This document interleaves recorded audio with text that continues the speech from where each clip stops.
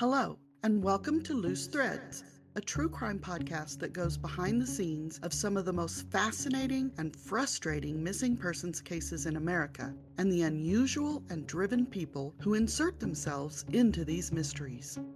Why do people insert themselves into criminal cases, and what consequences have they and others suffered as a result? Does it ever really help? As someone who has been there and done that, I may be uniquely qualified to explore these topics. So join me as we investigate the many twists and turns of public advocacy in American justice. Back in 2017, I thought we were finally going to break this thing wide open. It all started with a message from a woman I'll call Jane. She had boldly inserted herself into the Vernal Kunz Jr. case by contacting the missing boy's father, Vernal Kunz, under false pretenses. She didn't use a fake name or persona, but she led him to believe she was genuinely interested in him, personally and emotionally. She hoped that if he felt safe, he might finally open up and reveal the truth about what happened. Jane wasn't in it for attention. She wasn't part of the usual web of true crime sleuths. She just wanted answers. And when she started to get close to Vernal, she reached out to me for help. She wanted to plan a phone call, one that would catch him off guard and maybe, just maybe, get him to admit to something, anything. So I reached out to my network, my fellow forensic astrologers, friends I'd made over the years who knew how to read not just birth charts, but moments.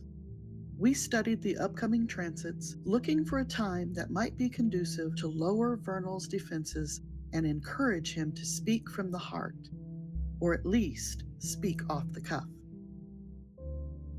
August 16th, 2017, at 10:15 in the morning, looked promising.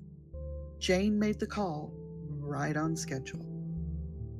And what Vernal said to her didn't match anything he'd said before. The story of what happened at the campground was different. Again, his account of the day Dior disappeared had changed once more, and not in a small way. After the call, we were supposed to move into phase 2. Jane would come forward using a carefully worded public post to expose that Vernal had been baited, that someone pretending to be a new romantic interest had gotten him to talk. My role was to lay the groundwork and introduce the idea in one of the Facebook groups, letting people know something big was coming. I made my post, but Jane never followed through.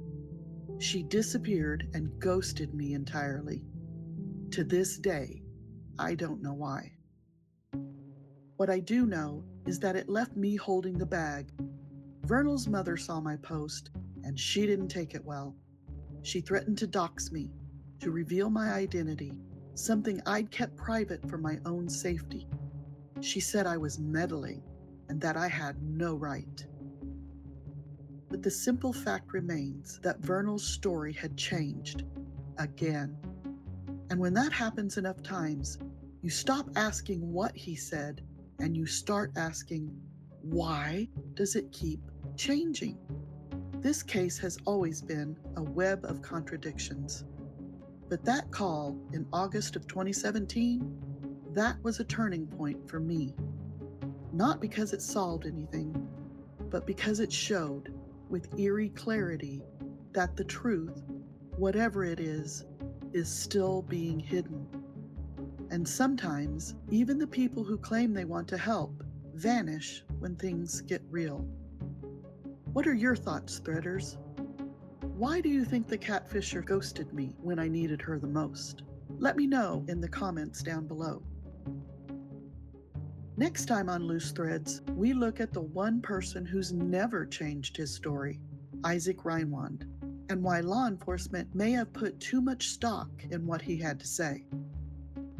So like and subscribe, and don't forget to hit the little bell so you won't miss one exciting episode.